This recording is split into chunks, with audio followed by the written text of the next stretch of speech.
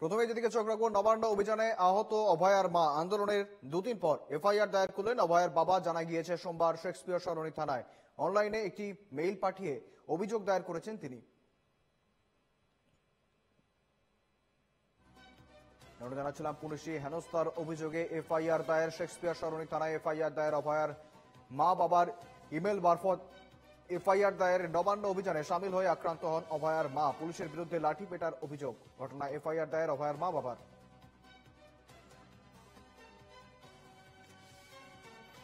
সঙ্গে রয়েছেন প্রতিনিধি সচিন রক্ষিত। সচিন, রীতিমতো আমরা দেখেছিলাম নবান্ন অভিযানের দিন অভয়ার মা অভিযোগ করেছিলেন পুলিশের বিরুদ্ধে লাঠি দিয়ে মারা হয়েছে। তারপরে তাদের যে হাসপাতালের যে রিপোর্ট ছিল সেই রিপোর্ট নিয়েও একাধিক অসঙ্গতি বা অভিযোগ তুলেছিলেন তারা। বর্তমানে শেক্সপিয়ার সরণি থানায় তারা অভিযোগ দায়ের করেছেন। ঠিক কি অভিযোগ রয়েছে সচিন?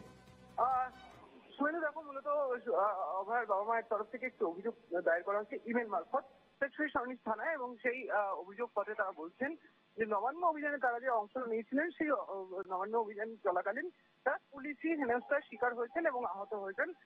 অভয়ের মা তিনি তার একাধিক জায়গায় যোগ থেকেছে সেই বিষয়টিও কিন্তু তারা অভিযোগপত্রে উল্লেখ করেছেন, এবং তার পাশাপাশি যে পুলিশ কর্মীরা ওখানে ছিলেন এবং তার সাথে যারা সেই ঘটনাস্থলে উপস্থিত ছিলেন তাদের ক্ষেত্রেও কিন্তু নির্দেশ করে তারা কিন্তু মূলত এই অভিযোগ দায়ের করেছেন। এবং গতকাল রাত যেহেতু গভীর রাতে বলা চলে, সেই সময় কিন্তু তারা ইমেল মারফত এই অভিযোগপত্রটি জমা করেছেন পুলিশের কাছে। এবং তার পাশাপাশি আরো একটি গুরুতর অভিযোগ তারা তুলছেন যে তাদেরকে লিগাল মেডিকেল টেস্ট, অর্থাৎ ঠিক আহত হওয়ার পরে যে তারা হাসপাতালে গিয়েছিলেন সেই হাসপাতালে যাওয়ার পরে তাদের যে রিপোর্টটা দেওয়া উচিত সেই রিপোর্টটাও তারা এখনো হাতে পাননি।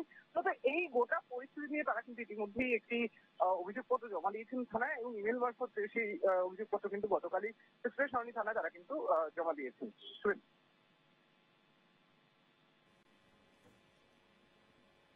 একেবারে ধন্যবাদ সচিন।